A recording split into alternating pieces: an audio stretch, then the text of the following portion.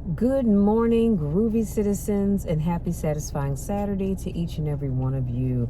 Y'all, it is my pleasure to come to you on a Saturday morning, a beautiful Saturday morning nonetheless, to spread joy and just motivation. Thank you to all that I can. So let's jump in to today's topic. I want to talk about the cost of real change. The cost of real change. But before I jump into this any further, I want to say, if you're new to my channel, please make sure you hit that subscribe button, you tap the bell so that you don't miss anything, and you give this video a thumbs up because it helps the algorithm and allows my videos to be seen by more people. I am thanking you all in advance for helping me out. Okay, now I'm going to be sharing a poem, I believe it is, with you. It's an unknown poem, but it's, if you know me, then you know I love poems. I love sayings that I can share with you all to help motivate you. And it simply says, the path you've chosen is going to be a difficult one. Your new life is going to cost you your old one. Let me put a pin right there. Your new life is going to cost you your old one. So you can't have a new life and then try to hold on to the old one. Well, we're going to come back and break that down again. So it's going to cost you your comfort zone and your sense of direction. It's going to cost you relationships and friends. It's going to cost you being liked and understood. But that doesn't matter. The people who are meant for you will meet you on the other side. You will build a new comfort zone around the things that actually move you forward. Instead of being liked, you will be loved. Come on now. Instead of being understood, you will be seen. All you're going to lose is what was built for a person. All you're going to lose, I told y'all sometimes I can't read my own handwriting, is what was built for a person you no longer are. Remaining attached to a life you're unhappy with is the greatest act of self-sabotage, and releasing it is something you must be prepared for. So to truly see real change, and that is unknown. It is powerful. And as always, I will make sure this is in the description box, and I want you to save that quote and keep it with you. And I think, like I said, it's just powerful because whenever you decide you're going to change, there is a cost associated with it. Let me start with the greatest one. You remember, I'm assuming you do, but if you remember the day that you walked down the aisle, when you, at the end of the worship service, and your pastor, your bishop, or whoever presides over your church stood up and said that they were opening the doors of the church and invited people to come down and give their lives to Christ. If you remember that, see, I remember that day. I was actually 17 years old, because that was in March, and I didn't turn 18 until the next month. But I remember, because we had talked about it as a family, we had talked about it, and my mom said, which church do you all want to join? Because we were going to Bible Way here in DC, where Nana went to church, and my granddad, he was a member over at Metropolitan. Well, honey, Dr. H. Beecher Hicks Jr., that's a preaching somebody. And so when my mom said, okay, you all are old enough to decide where you want to join, it was unanimous. We wanted to join Metropolitan, because even though I was young and didn't always understand what Pastor Hicks was preaching about, it was something about his voice that commanded your attention. It was something about his voice that made you want to learn more about the God that he was serving, and the God that my mom and my other family members were serving. So we said, we want to join Metropolitan. Well, I can remember the day walking down that aisle and giving my life to Christ. And some things had happened a month before that which led up to it. And I'll tell you about that another time. I think I talked about it before, but for those that don't know, I'll tell you about it another time. But anyway, so we went down and we joined the church, and you do the whole formal being introduced to the congregation. My grandfather, he was excited. You hear me? I remember it because he was sitting up in the choir, and he had the biggest smile on his face when we joined the church.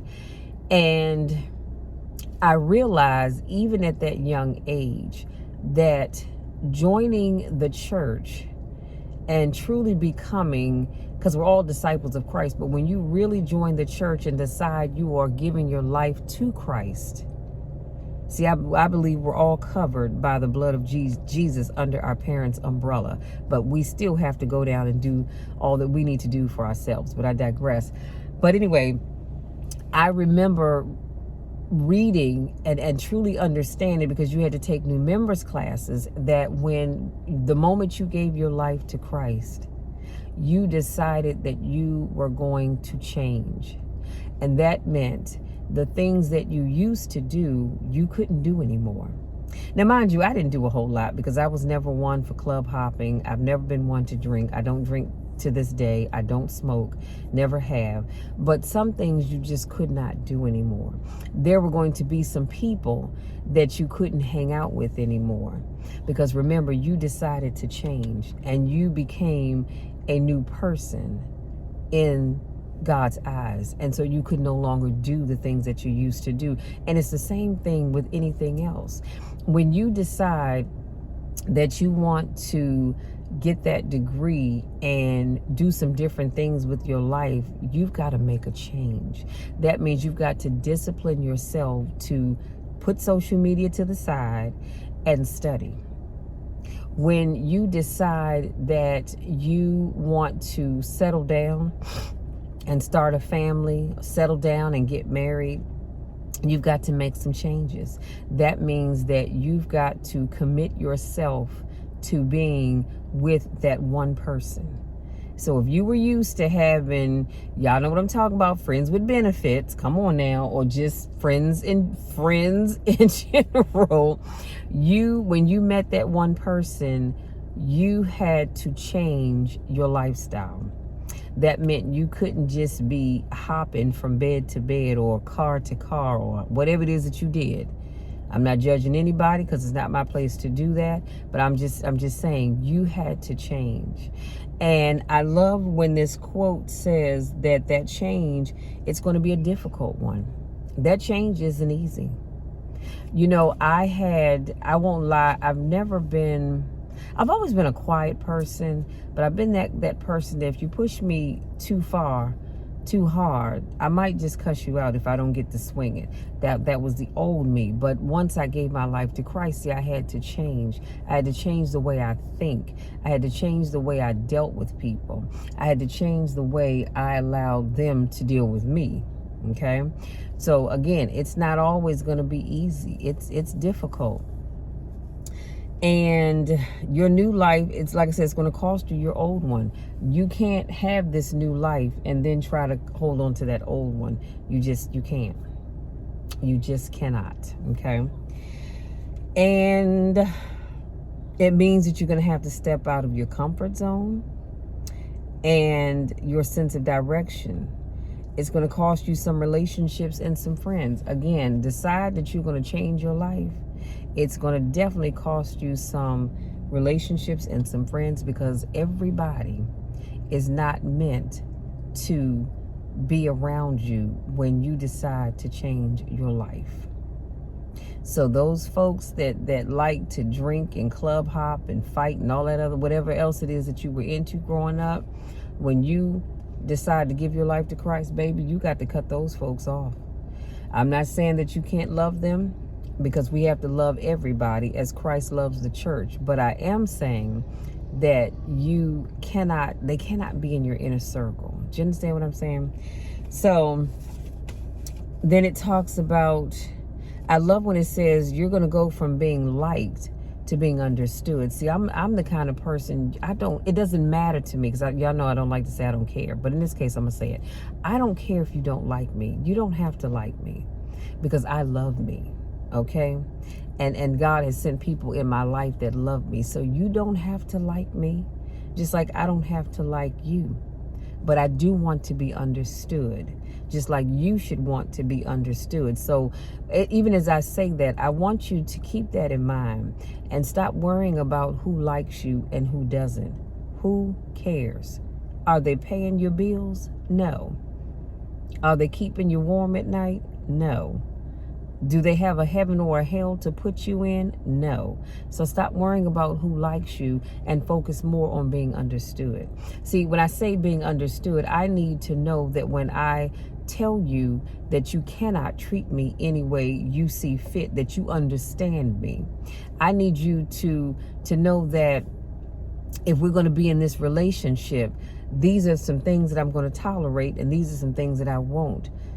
I need you to understand that. Do you understand what I'm saying? And the list can go on and on. And then I like when it said that the people who are meant for you will meet you on the other side. I've talked about this before, that everybody that you come across is not meant for you. Yes, you may like them. You may like something about them, they're not meant for you. And so this is why you have to have discernment. You've got to pray and ask God to show you who is meant to be in your life and who isn't. Because one thing's for certain, two things for sure, I don't want to waste my time. I'm not going to waste your time, and I'm not going to waste mine. So I need to know, God, look, is this person meant for me? Because if they're not, I need to know that. Because I don't want to waste my time. I'm cutting them off so I can move on to be with the people that God has for me. And you're going to build a new comfort zone around the things that actually move you forward. So instead of being liked, I said that instead of being liked, you'll be loved. Instead of being understood, you'll be seen. Because you'd be surprised at how many people go through life and nobody ever sees them. And that's really sad. That's a whole nother video for a whole nother time. But there are tons of people. Some of you listening to this or watching this video right now, you may fall into that category where you go through life and people never truly see you. So, and then where it talks about remaining attached to a life that you're unhappy with is the greatest act of self-sabotage, and releasing it is something you must be prepared to do in order to have real change. Do you know, and we're going to end on this note, but do you know there are tons of people that hold on to a life that they absolutely dislike, but they hold on to that life because because of the limelight that it puts them in. They hold on to that life because of the people that find them to be all of that and then some. They hold on to that life because they think it makes them all of that and they've arrived. But you're just as unhappy as you can be. Sweetie, you can have all of that because I need peace of mind. I am not going to hold on to a life, to a person, to a place, or to a thing if I'm not happy. Let it go. Because God is whatever, remember, whatever you let go of, God is going to replace it with something better. And if you don't believe me, just keep on living. How many times have you been in a relationship and that relationship didn't work out, so you moved on and God sent you on somebody better? How many times did God take that job that you thought you were so in love with, that you thought you were going to retire from, and then sent on something better? And you go, wow, if I had not let go of that job, or if that job had not let go of me, I would never have known about this job over here, where you're much happier, where you're making more money, where you have the potential to grow. So that's why I say stop holding on to things. I'm going to say people, places, and or things that you're not truly happy with. Now, let me tell you what I'm not saying, because I don't want anybody going home to their significant others talking about what Michelle said, that if I'm not happy, I need to let you go. No. Michelle didn't say that. Because when it comes to relationships, it's something completely different. If you have exhausted every option available and that relationship, and you find pray about it now, and you find that relationship just is not meant to be, then that's something different. Otherwise, don't tell nobody that Michelle said let the relationship go, because Michelle's not saying that. Okay, Michelle is not saying that at all. That's something completely different. I just want to make sure I put that out there, because sometimes people like to say you said things and you said it, but it was not meant the way they thought. You know what I'm saying? So again, when it comes to change, real change, just remember it's going to cost you something. It's going to cost you some sleepless nights. It's going to cost you some friends, some family members, some enemies. It's going to cost you that job. It's going to cost you maybe all of the things that you currently have. The big house, the fancy car, the big bank account. Real change, it's going to cost you something.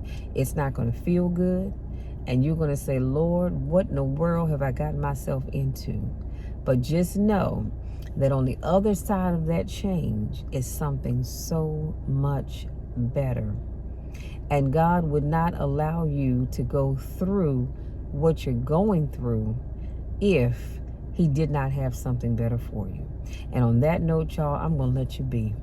Thank you so much for giving me some of your time to speak life into you. Hopefully something that I said resonates with you and helps you as you go through your change, whatever that change may be.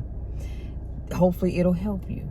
Y'all, I'm going to tell y'all this real, and I'm going to let you be. As I talked about change, I just thought about the fact that, our bodies change, right?